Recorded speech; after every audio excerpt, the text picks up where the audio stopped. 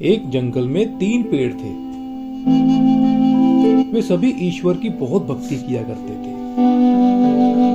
पहले पेड़ की ख्वाहिश थी कि जब मुझे काटा जाए तो मेरा एक लकड़ी का संदूक बनाया जाए और उसमें दुनिया भर की कीमती चीजें जैसे पैसा, सोना, चांदी, हीरे मोती आदि रखे जाएं।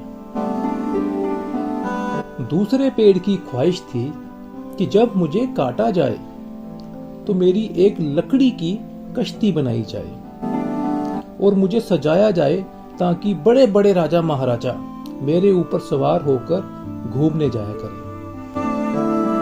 और तीसरे पेड़ की इच्छा थी कि मैं इतना बड़ा हो जाऊं कि सारी दुनिया मुझे देख सके।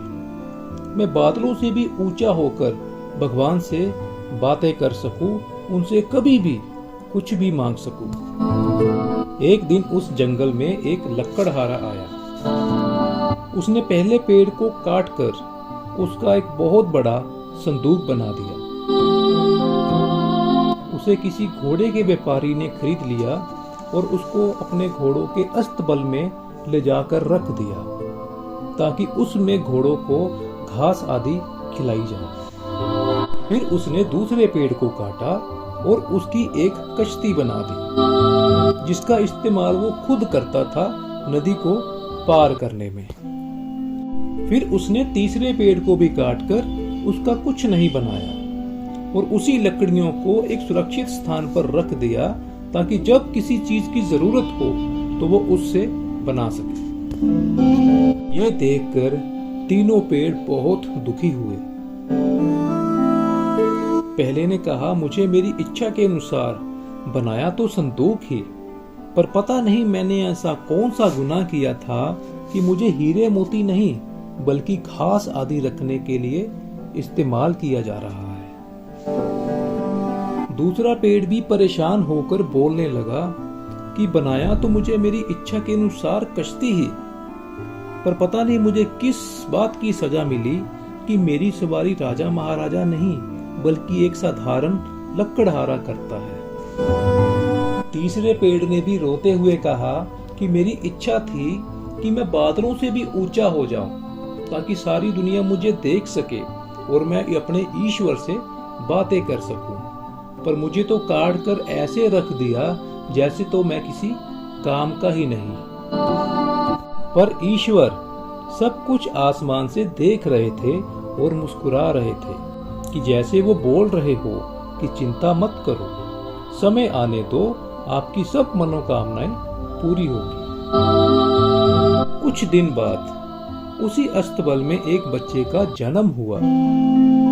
उस बच्चे को कहीं भी सुरक्षित रखने की कोई जगह नहीं थी, तो उसे उसी संदूक में रखा गया जिसमें घोड़े का घास रखा जाता था।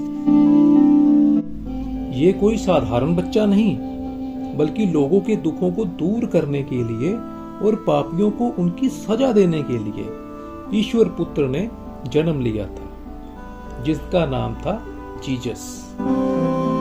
जब उस पहले पेड़ को इस बात का पता चला तो वो बहुत खुश हुआ कि मैंने ईश्वर से मांगा था कि मुझे बेशुमार दौलत रखने के लिए इस्तेमाल किया जाए। आज मुझे बहुत खुशी हुई क्योंकि आज मेरी मनोकामना पूरी हो गई, क्योंकि इससे बड़ी दौलत पूरी दुनिया में और कोई नहीं हो सकती। जिस पेड़ को काटकर नाव बनाया गया था, उसी नाव में जीसस को बिठाकर नदी के पार ले जाया गया। जब उस पेड़ को इस बात का पता चला कि इस वक्त उस पर जो भी सवार है वो किसी राज्य के राजा नहीं बल्कि पूरे संसार के राजा है, अर्थात वो ईश्वर पुत्र जीसस है, तो वो पेड़ भी खुश हो गया कि शुक्र है भगवान, आज मेरी भी मनोकामना आपने पूरी कर दी। क्योंकि आज पूरी दुनिया के मसीहा जो कि सबके दुख दूर करने के लिए ईश्वर पुत्र के रूप में आए हैं और आज वो मुझ पर सवार हैं और मुझे बहुत खुशी है कि मैं इनके काम आ सका। जब जीसस पर गलत इल्जाम लगाकर उन्हें क्रॉस पर चढ़ाया जाना था।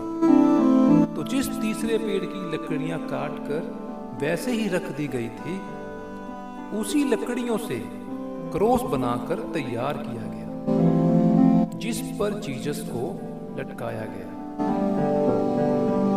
जब तीसरे पेड़ को भी इस बात का पता चला तो वो भी खुश हो गया कि आज मेरी मनोकामना भी पूरी हो गई, क्योंकि आज पूरी दुनिया मुझे देख पा रही है और मैं अपने ईश्वर से आज जितनी चाहे बातें कर सकता हूँ। आज जो चाहे मैं अपने ईश्वर से मांग सकता हूँ। एक एक करके तीनों पेड़ खुश हो गए कि आज हम सब की मनोकामना पूरी हो गई। इसीलिए कहते हैं कि हम जो भी अपने ईश्वर से मांगते हैं, ईश्वर हमें देता जरूर है, पर देता अपने तरीके से है जिसमें हमारा कल्याण हो सके। हमें कभी निराश नहीं होना चाहिए, क्योंकि भगवान के घर देर है लेकिन अंधेर नहीं। और विश्वास रखिए, परमेश्वर आपकी सभी मनोकामनाएं जरूर पूरी करेंगे।